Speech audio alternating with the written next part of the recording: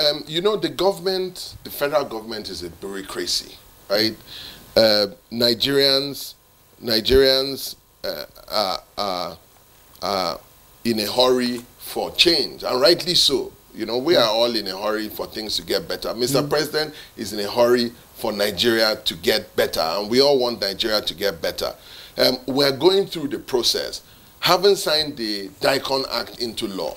Like I mentioned, I have had series of discussions with the Minister of State for Defense, as well as even the Minister of Defense himself, Alhaji Badaru, Governor Badaru.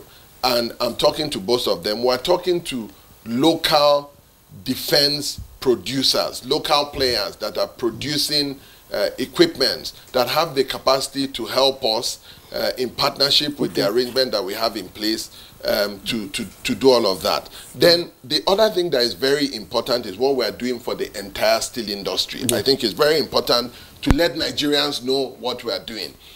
We're doing about 4 or 5 things. One is we have written an internal 10-year roadmap for the revival of the steel industry.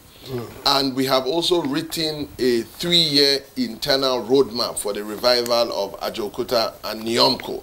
Now we need to take it a step further. We need to bring in consultants that would have an industry stakeholder meeting, right? Which would also look at the steel activities across the African region, whether it's Egypt or South Africa, or even beyond that, India, you know, China that produces over 1 billion metric tons of liquid steel per annum, and Russia that built the Ajokuta steel plant for us to learn from. I've engaged with the World Bank to try to raise up to $5 million in terms of funding for the roadmap. The second thing that we're looking to do, we want to enact 3 bills to provide a regulatory framework for the industry. One is the Methodological Industry Bill. It has passed the 2nd reading. I'm in touch with the National Assembly. There are some amendments that are being recommended by myself and by ministry to the National Assembly, which will be done in the shortest possible time. The second thing is the National Steel Council Act that needs to be also amended to reflect today's reality in Nigeria. And the third thing is, the third act is the Methodological Training Institute Bill. So in the second point, those are the 3 acts that needs to be reviewed. The third thing that needs to be done is we need to put the entire scrap industry. In Nigeria, the scrap industry is quite big. It's quite huge. In fact, a ton of scrap, I understand, is about $5,000. So it's a significant amount of money. So we can have a process where the scrap industry in Nigeria is regulated. If you go on the shores of Lagos, I lived in Lagos for 20 years while I was in investment banking. And while I was in Lagos, sometimes when you go on the high seas, you see ships that have been deserted on the high seas for many years or even decades.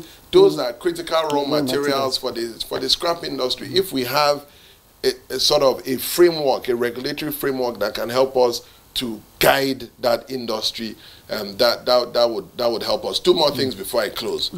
One is or the 4th thing is that we also need to explore or continue to put measures in place to explore raw materials for the development of the steel industry.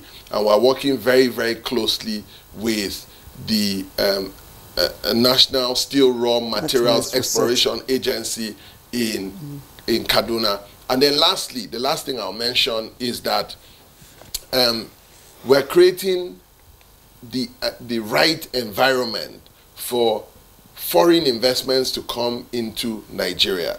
So Mr. President, at the sidelines of the G20 summit in New Delhi, India, in September 2023, reached an agreement with Jindal Steel, one of the biggest steel companies in the world, to invest $5 billion in setting up a 5 million metric ton steel plant in Nigeria.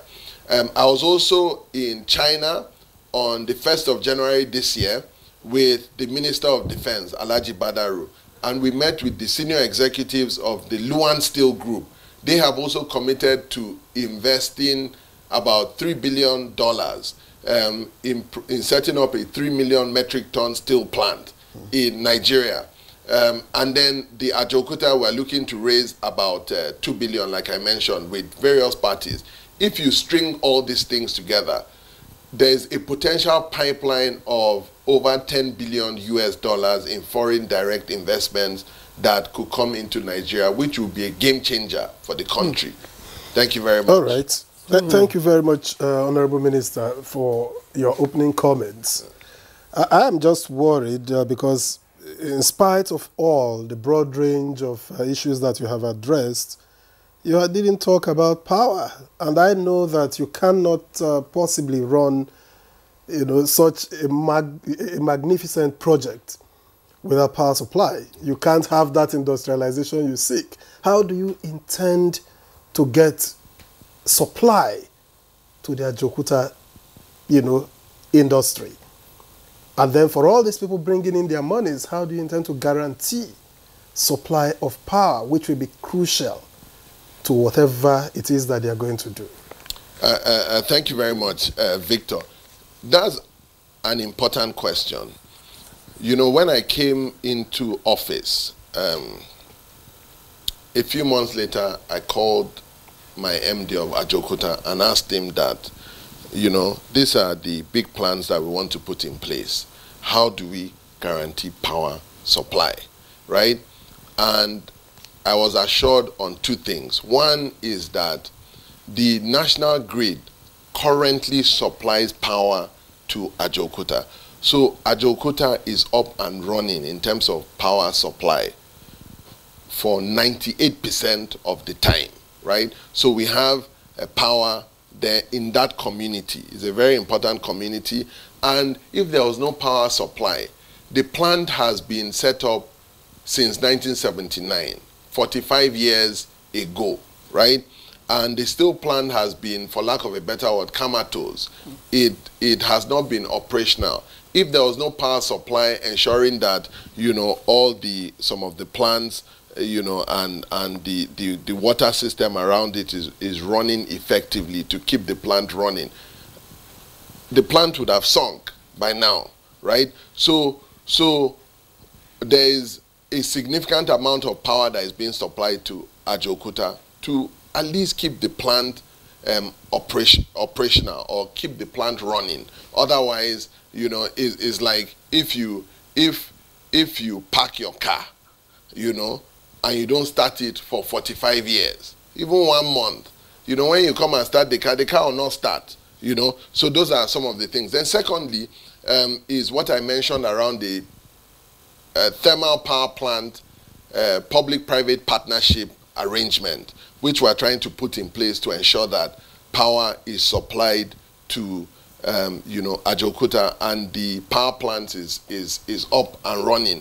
All hands are on deck, across the country. The guys in, the Minister of Power, Chief Adelabu, is working day and night to ensure that from that side, those issues are also addressed. But we are resolving the Ajokuta power issues independently. Thank you.